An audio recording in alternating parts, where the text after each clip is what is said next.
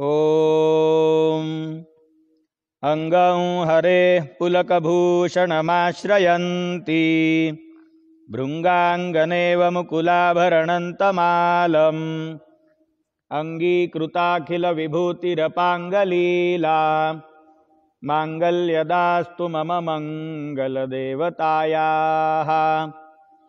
मुग्धा मुहुर्विदधति वदने मुरारे प्रेमत्रपाप्रणिहितानि गतागतानि मालादृशोर्मधुकरीव महोत्पलेया सा मे श्रियं दिशतु सागरसम्भवायाः।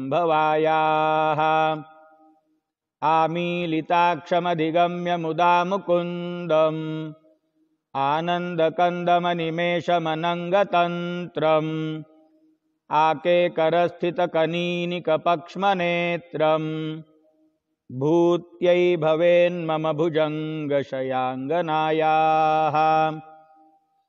बाह्वन्तरे मधुजितश्रितकौस्तुभेया हारावलीव हरिनीलमयी विभाति कामप्रदा भगवतोऽपि कटाक्षमाला कल्याणमावहतु मे कमलालयायाः।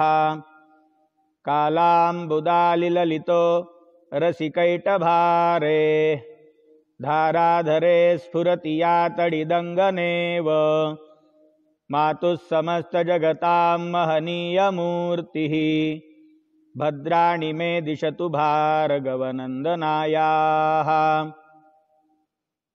प्राप्तं पदं प्रथमतः खलु यत्प्रभावात् माङ्गल्यभाजिमधुमाथिनि मन्मथेन मय्यापतेत्तदिह मन्थरमीक्षणार्धम् मन्दालसञ्च मकरालयकन्यकायाः।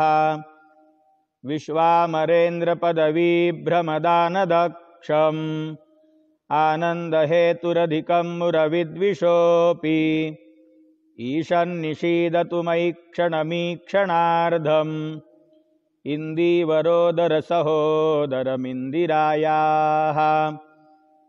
इष्टाविशिष्टमतयोऽपि ययादयार्द्र दृष्ट्या त्रिविष्टपपदं सुलभं लभन्ते दृष्टिः प्रहृष्टकमलोदरदीप्तिरिष्टां पुष्टिं कृषीष्ट मम पुष्करविष्टरायाः। दद्यादयानुपवनो द्रविणाम्बुधाराम् अस्मिन्न किञ्चन विहङ्गशिशौ विषण्णे दुष्कर्मघर्ममपनीय चिराय दूरम् नारायणप्रणयिनी नयनाम्बुवाहः। गीर्देवतेति गरुडध्वजसुन्दरीति शाकम्भरीति शशिशेखरवल्लभेति सृष्टिस्थितिप्रलयकेलिषु संस्थिताया तस्यै नमस्त्रिभुवनैकगुरोस्तरुण्यै। श्रुत्यै नमोऽस्तु शुभकर्मफलप्रसूत्यै रत्यै नमोऽस्तु रमणीयगुणार्णवायै शक्त्यै नमोऽस्तु शतपत्रनिकेतनायै पुष्ट्यै नमोऽस्तु पुरुषोत्तमवल्लभायै। नमोऽस्तु नालीकनिभाननायै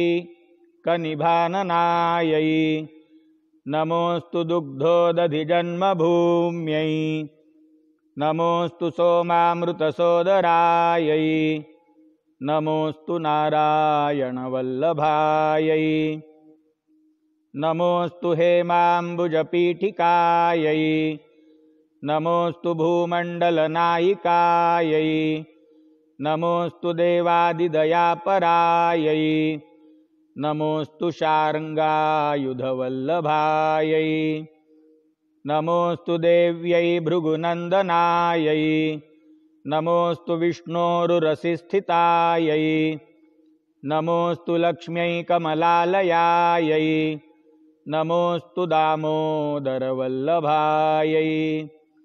नमोऽस्तु कान्त्यै कमलेक्षणायै नमोऽस्तु भूत्यै भुवनप्रसूत्यै नमोऽस्तु देवादिभिरर्चितायै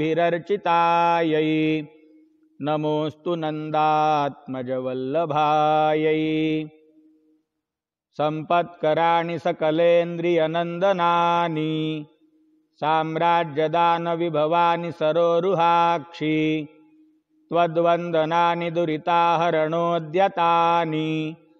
मामेव मातरनिशङ्कलयन्तु मान्ये यत्कटाक्षसमुपासनाविधिः सेवकस्य सकलार्थसम्पदः सन्तनोति वचनाङ्गमानसैः त्वां मुरारिहृदयेश्वरीं भजे सरसिजनिलये सरोजहस्ते धवलतमां शुकगन्धमाल्यशोभे भगवति हरिवल्लभे मनोज्ञे त्रिभुवनभूतिकरि प्रसीद मह्यम् दिग्धस्तिभिः कनककुम्भमुखावसृष्ट स्वरवाहिनी विमलचारुजलाप्लुताङ्गीं प्रातर्नमामि जगताञ्जननीमशेष लोकाधिनाथ गृहिणीममृताब्धिपुत्रीं कमले कमलाक्षवल्लभे त्वं करुणापूरतरङ्गितैरपाङ्गैः अवलोकय मामकिञ्चनानां प्रथमं पात्रमकृत्रिमं दयायाः स्तुवन्ति ये स्तुतिभिरमीभिरन्वहं त्रयीमयीं त्रिभुवनमातरं रमां गुणाधिका गुरुतरभाग्यभागिनो भवन्ति ते भुवि बुधभाविताशयाः देवी प्रसीद जगदीश्वरि लोकमातः कल्याणगात्रिकमले क्षणजीवनाथे दारिद्र्यभीतिहृदयं शरणागतं माम् आलोकय प्रतिदिनं सदयैरपाङ्गैः